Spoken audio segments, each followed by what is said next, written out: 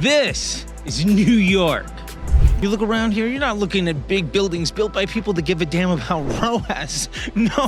No, we actually give a damn about real profit volume so that we can scale our businesses. Today, you're gonna understand why ROAS is a complete joke, why LTV to CAC is probably nothing you should give a damn about. That being said, let's get back to Disruptor HQ in Los Angeles and get down to it. This is the math that makes money. We're gonna break down two of the most popular ways of looking at profit. And then I'm gonna show you the way that I look at it. And this is what has helped me turn struggling 6- and 7-figure businesses into 8- or 9-figure businesses that go to exit every single year. So stick around to the end so that you don't miss it. So the first thing we're gonna start off today is where everybody starts off, ROAS. This is revenue divided by spend. It's return on ad spend. Now, basically, everybody when they get started is told that this is what they should care about. And eventually, everybody knows that it's absolutely terrible. But let me show you why. Let's use an example. So we have a $40 spend on Facebook and a $20 bit of revenue. That means we have a 2x ROAS. We doubled our money. But that's not actually true. So let's break down the Facebook money that we look at as ROAS, right? So we have Facebook, that's driving money. We have a return on ad spend, but we might also be running Google ads, or hopefully we have email, and maybe our customers can talk to each other eventually in the real world. So we've got word of mouth, and we have organic efforts, and there's sales coming from all sorts of different places, and they all have their own version of attribution. And also, what if we have ad blocking? We actually don't know. And the honest truth is, there's no way to know. Because anybody can come from any number of those things. And all of those things are gonna attribute some revenue. That's attribution. But also, almost all of them cost money. So let's break down that equation again. ROAS is revenue divided by ad spend. But that revenue number isn't accurate. Because when it's the attributed revenue by Facebook, we just showed all of the other places revenue might come from. And well, that ad spend isn't the only ad spend you had, and it's also not the only reason that you got revenue.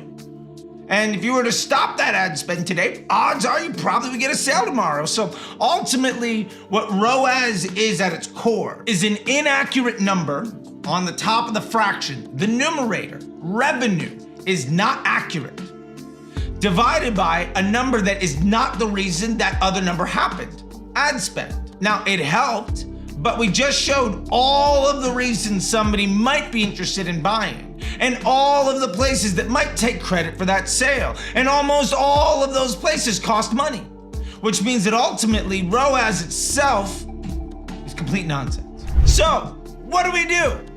A lot of folks at this point will say, well, we're gonna go on to MER, but MER is just a fancier version of ROAS. And more importantly, why this doesn't help us is it doesn't tell us what to do next. That ad that spent $20 and drove 40 of revenue, we just showed why that 40 revenue is not actually 100% from that ad.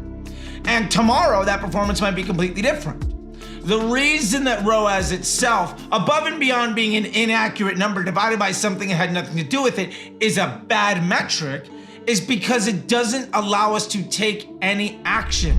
The actionability of that data is zero. If you just chase attributed revenue from yesterday, you're not gonna be able to predict what happens tomorrow. That's just not the way it works, because the path of somebody getting to a sale from your business is dramatically more complicated than just a Facebook ad. And no two people arrive at that same point, the same time, the same way, ever.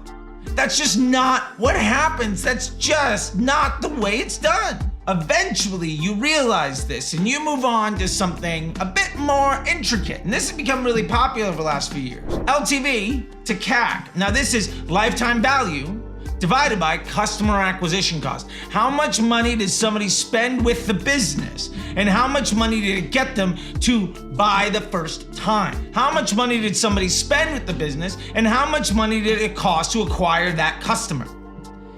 And full disclosure and credit where it's due, this has been made insanely popular by a guy named Alex Hormozi. And Alex Hormozi is absolutely right. He's not wrong. This is valuable. But if you pay attention to the examples he gives, which most people I see don't actually give note to, he's talking about memberships and subscriptions. When he's giving the example of LTV divided by CAC, it's often in a gym membership situation. Remember, gym launch. How much does it cost for me to get somebody to join my gym and how many months do they stick around? That's the equation that he's looking at. That's LTV divided by CAC, lifetime value divided by customer acquisition costs. And in that situation, it completely makes sense. Also, same thing goes for SaaS companies, reoccurring revenue models. This 100% makes sense. But odds are that's not you. You're probably in direct consumer, you're probably in e-commerce. So let's actually break down that same equation we had on ROAS, but now we're gonna put it through the lens of LTV CAC in e-commerce. So let's say, for example, we have $120 LTV. Remember, our CAC, or customer acquisition cost, was $20. So now we're looking at it like, wow, LTV of 120, CAC is only 20 bucks. We have a 6x lift. We didn't get a 2x ROAS, we got a 6x ROAS. This is amazing. And full disclosure, I'm counting this by saying we have 3 orders of that $40 AOV offer, that 40 revenue, they buy it 3 times. And when they buy it 3 times, that gives us an LTV of 120 bucks. So let's take what Alex Hormozi said for money. Let's take that LTV to CAC ratio and see how it all plays out. Now remember, in this situation, we have $100 profit. Because we have 120 LTV and a $20 CAC, that's amazing. But actually, our products cost money to make. And you have to pay for every one of those sales. The idea that you are going to acquire a customer, never pay for them to get a transaction again, well, that is true. You don't have to pay for them, although there's no way for you to ever not pay for them. You could say, well, I could exclude them from my Facebook ads. Are you also excluding them from your influencers, your affiliates? Are they being excluded from any organic content you make? Do you pay somebody to run email? What about your website design? Like, there's no way you're getting those additional transactions for free. And let me ask you this. Have you ever bought from a company, loved it so much, you never saw any advertising from them ever again, and you just kept buying? No, that's just not the way it works. And if you did see ads from people, are you more likely to buy from them? Probably, yeah. So what we actually need to understand is that $20 sale from before on that ROAS was not even necessarily the first sale with that customer. There's no way in that ROAS marketer to know that. So we're actually breaking it down that every sale in that journey on average is $20 with a $40 AOV, which is fine. But now we have to actually take a look at that equation of LTV to CAC again. It's not a customer acquisition cost. Customer acquisition cost in a metric when it comes to direct consumer or e-commerce without a reoccurring revenue device is a fallacy. Brand loyalty is basically something that just does not exist. Think about how loyal you are to any brand where you've only ever bought from them once. It just doesn't happen.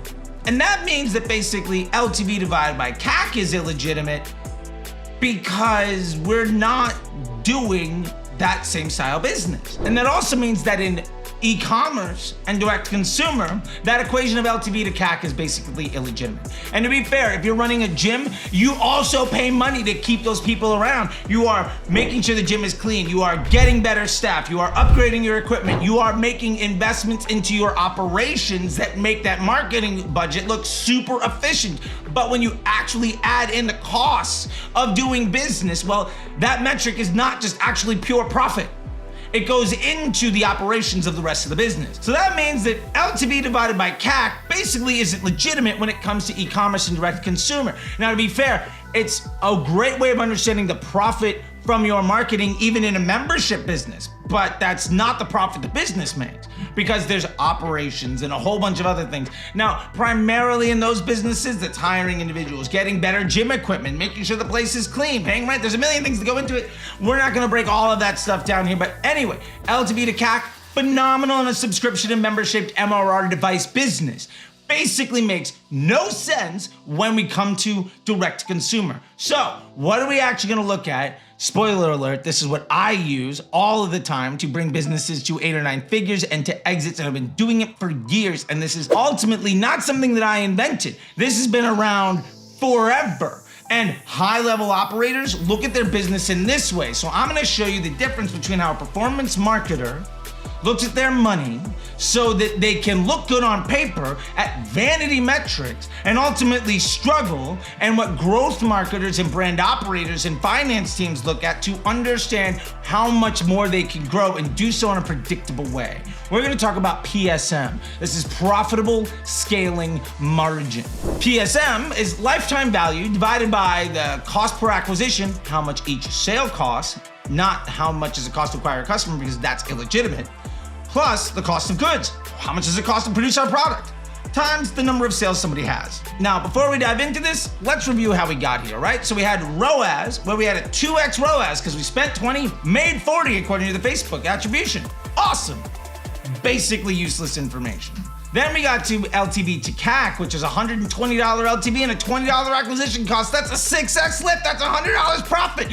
And it's also complete nonsense.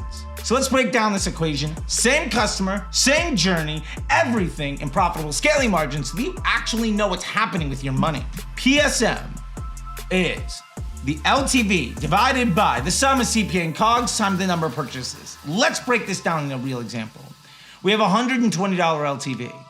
And we have a $20 CPA, and now we're actually gonna bake in the fact that our product costs any money. So let's say it's a $10 item, right? So we're making a 4x margin on it, healthy margin in the business, makes complete sense. And we're gonna say we're gonna multiply that times 3 purchases because that's how we got to 120 LTV. Now this is a messy equation, so let's make it simpler to read. It's 120 LTV minus $20 CPA times 3 minus $10 cost of goods times 3. So what we have here is 120 LTV minus $60 for the CPA, because remember you have to pay for all those sales, and $30 for the cost of goods, because remember products actually cost money to make.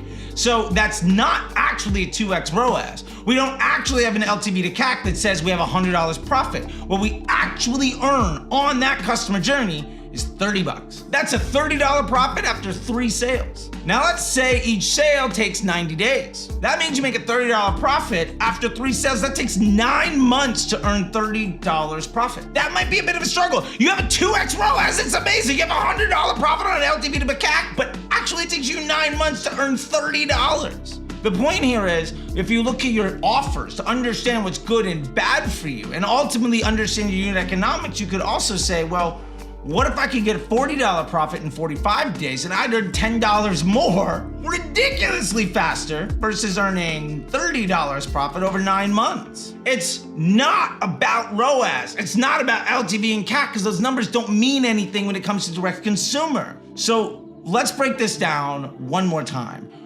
We're looking at money. Everybody starts off looking at ROAS, and to be fair, that's basically a trash metric built purely on performance marketer vanity. And then smarter people move to LTV to CAC, but that breaks down as soon as you realize, well, my products actually cost money, and there's no customer in the world at scale where I pay money to show them one thing and I never pay any money for them ever again and they just buy over and over again. That's just not the way it works. You have to do the email marketing, you're investing in the organic social, you're doing the Google ads. It's the same thing that if you have a membership, like in your gym, you are hiring better quality people, you're getting better quality equipment, you're doing community events, and you're making sure the place is clean. These are operational costs for the customer experience to ultimately keep them coming back. Yes, you actually do pay in a gym membership to have people come back, and that payment is in people and in things, not to sell somebody, but to make sure they don't leave. This always is the way you have to look at it. Retaining a customer relationship costs money. It's an intellectually dishonest statement for anybody to say that LTV to CAC is legitimate for direct to consumer. So instead, we're gonna look at PSM, and that really matters because we're gonna make more money, and we're gonna do so faster. That's what PSM is all about. And do so in a way where you actually understand what's going on, because you're no longer valuing vanity metrics and you're actually looking at unit economics and finance like somebody that cares about money instead of their ego. And this is something where I get so much pushback when I show them this, but we just walked through 3 examples. There's no argument to say that the PSM number isn't real. There's no way that you can come back and say, well, actually, we make way more than $30 over 90 days. We literally just took the LTV and broke down all the unit economics. There is no argument. And so you might even have a ROAS of a 1.1 or an LTV to CAC ratio of just a 2, but if you get a $40 profit in 45 days versus a $30 profit over 9 months, that's probably better for your business. So, in conclusion, let's go back to the board and break this down one more time. PSM is real money. It is including cost, and it talks about cash flow and profit, not vanity. PSM is more valuable than LTV to CAC. And ultimately, you're gonna be able to understand, well, my LTV to CAC on a bunch of offers is totally different, but my PSM is more or less static, and if I focus on the one that's best for my business, I can stop promoting 12 things and I can do one thing very well and I'll make a lot more money. And of course, ROAS is, well, just trash. So the point here is this. What we've talked about today is the math that makes money. And when you start looking at your marketing as a facet of business operations, instead of saying that a marketer gets to take credit for all revenue from anybody and has no cost, you begin to have a more realistic view into your business. And if you want to be successful, you need to look at your numbers in this way. I cannot tell you how many folks come into the Facebook Ads MBA program. By the way, the QR code's been down on the screen the whole time. I can't tell you how many folks have come to the Facebook Ads MBA program, have been on consulting calls with me back when I used to do that, joined my brand builder program, all the folks in the Disruptor School, and on Twitter and YouTube and LinkedIn and the comments and the DMs, where they say, man, I got a 3x ROAS, I need to be day one profitable, all of this other stuff, and it's because they're not actually looking at PSM. If they were looking at PSM, they would realize that all of the things they need are all of the things holding them back from what they deserve. And with that being said, I want you to know this. You 100% deserve this. If you've been successful enough to actually up your budget and have something that works, when you work on PSM, you're going to start to be able to grow your business. And you can also focus on things above and beyond vanity metrics on Facebook and on reports from your performance marketers, and start to look at the things that are gonna move your business forward. How much time does it take to make X amount of profit? How can we shorten that time by making the AOVs bigger? How can we make that profit larger by getting the average person to buy more often? How do we get more people to that profit, which raises the LTV, by improving the second purchase rate? How do we make a better business? What matters here, that profitable scaling margin, the reason it's called profitable scaling margin is because it's how much of your margin can you invest profitably in scaling your business. This is actionable information. LTV to CAC doesn't tell you that. ROAS does not tell you that. Those metrics basically don't tell you anything other than a nice little business health check. But there's no actionability from that data, which means it's basically useless unless you just want to feel good. With that being said, I want you to feel good, and you watching this has made me feel good. Don't forget to like and subscribe and hit all the buttons down below. Until next time, I'll see you on the internet. Bye.